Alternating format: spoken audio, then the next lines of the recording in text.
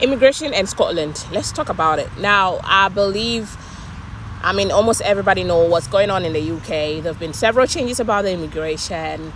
If you want to come live here, if you want to come with your family, if you want to come study, and so on. Now, there have been several information, but I'm here to give you the update as to what's really happening and what you can actually do, if it is still okay for you to come, or if it is still advisable for you to come to the UK. And specifically, I'll link I'm channeling this. I am channeling this to the students. Now, previously, if you come to the UK to study, right, after your studies, you are able to extend your visa for 2 years. You apply for a postgraduate, and they give you 2 years to stay in the country in the name of look for a company that can sponsor you, and then you stay longer in the country, and then lead you to your permanent residence, which is the ILR, right? Now, there is a change. The change is that instead of the 2 years, which is 24 months, now it has been moved to 18 months.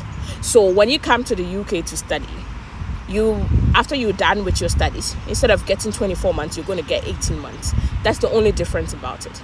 But there is something more. When you're coming to study, don't forget, studies is one of the easiest way. It's the most convenient way of moving to every country, not just the UK. Places where you find difficulties, if you're using the academic pathway, you don't actually go through that. And I've spoken about this several times on my channel, because I believe it's a pathway that have helped millions of people, if not billions, thousands of people, millions of people.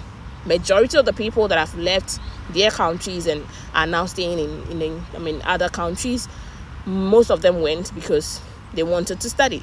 So using the academic pathway becomes more flexible, more straightforward, and very easy. And most of these countries, after studies, they extend your visa and it leads to a permanent residence, right? It was the same thing with the UK, and it still is. Okay. Now, what happens is when you come to study, after your studies, you're able to apply. When you get your extension, you can either continue to study, or you can actually start looking for a company within your qualification to give you a job. And when you get that job, the company sponsors you, give you 5 years and so on. So after your 5 years of staying in the country, you then get your ILR. You apply and get your ILR if you qualify. Now, this 24 months is now 18 months. But the interesting thing about this whole thing is this is not going to start this particular year. Neither is it starting the coming year.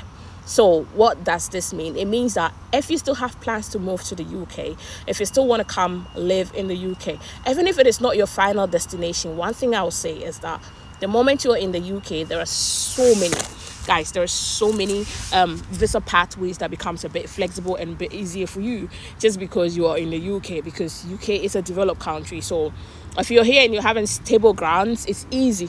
That's why you see most people showing off going to France, going to Italy, going to wherever, US and all that, because they are in the UK.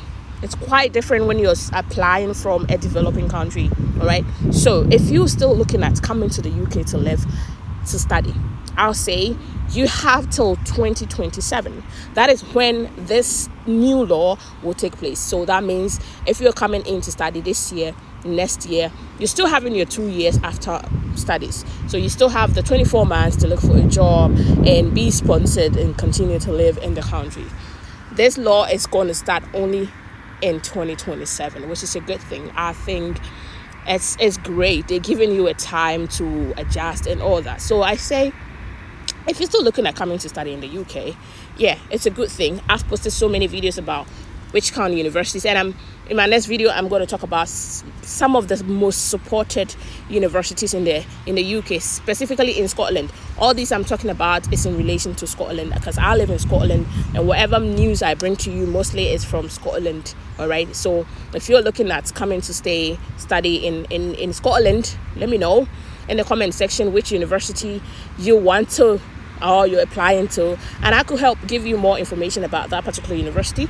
And so it could help you in your application. So if you're not following, just check out and then subscribe, and watch out for my next video, because I'm talking about most supported universities for foreigners or for international students. All right, so this was just about the updates about what's going on concerning immigration, visas, and so on. So yeah, that's it, guys. So till we meet again, yeah, it was your time with Celline, and you guys take care. You live long while you belong and you do no wrong.